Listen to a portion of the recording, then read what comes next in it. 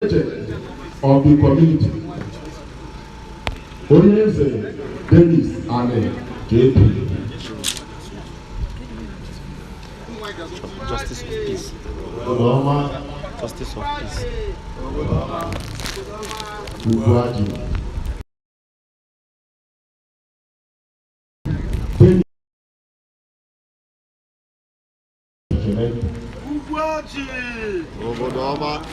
I work with the district superintendent of Assemblies of God Nigeria, Reverend Dr. E.O. Igwe. Ugwuaji.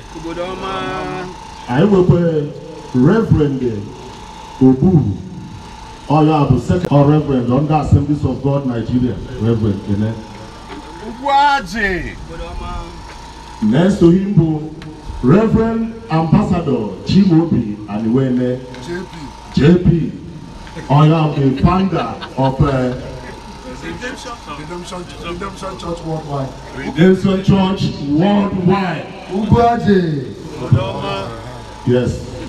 I work next to him.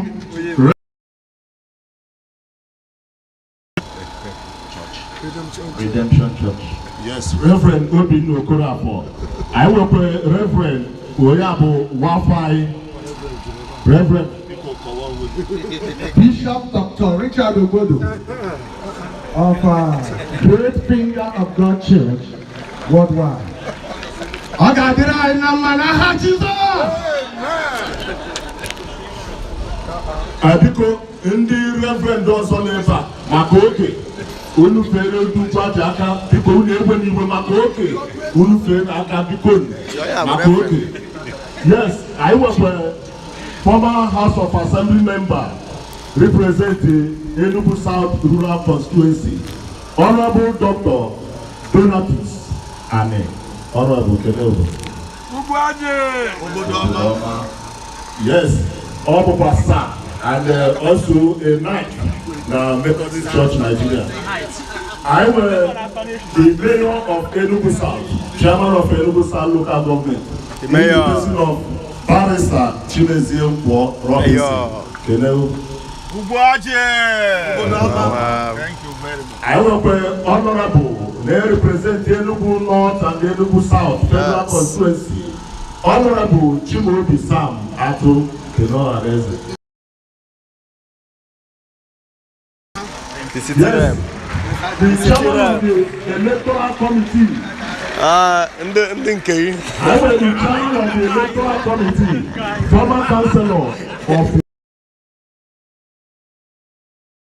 He is the chairman of the electoral committee. The councillor of the ward, Napoeba, Honorable NGK Kenemi Obodo. Ugwuaji.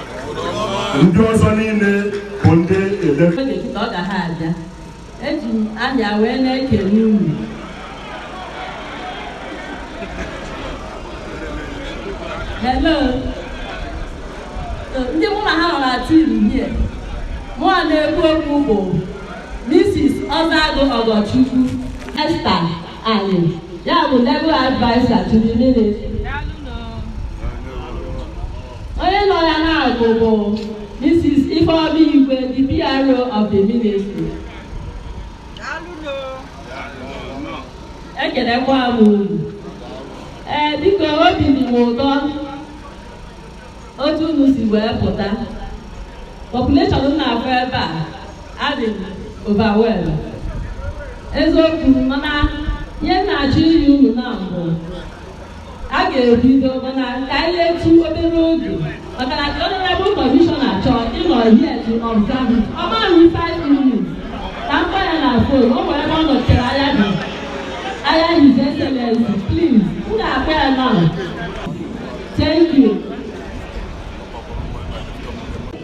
Ka ihe ha ka anyị si next ka o wee mee call. Commissioner esizi anyị go ahead anyị agawa ọsọkwa na ya chọrọ ịnọ biko ebido anyị n'ihe okwu o kwupụta afọ nke ya. Ugwuaji.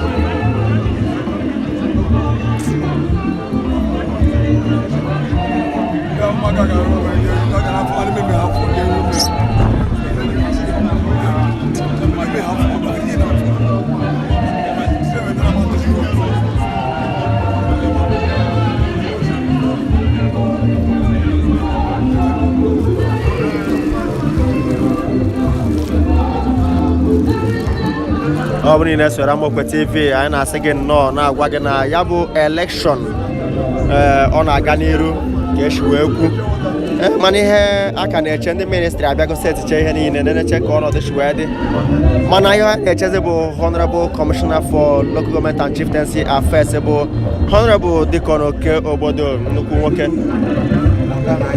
ka anyị na-eche ka ọ bata ihe anyị ga-eme bụ ka anyị gbaa mbọ fụ na anyị na-eshe vidiyo ka ọ na-aga viral gbaa mbọ na-agwa ndị mmadụ maka ihe a na-eme ebe a ọ Igwe election na Ugwuaji community Ugwuaji dị na Enugu South Local Government Area dị na Enugu State.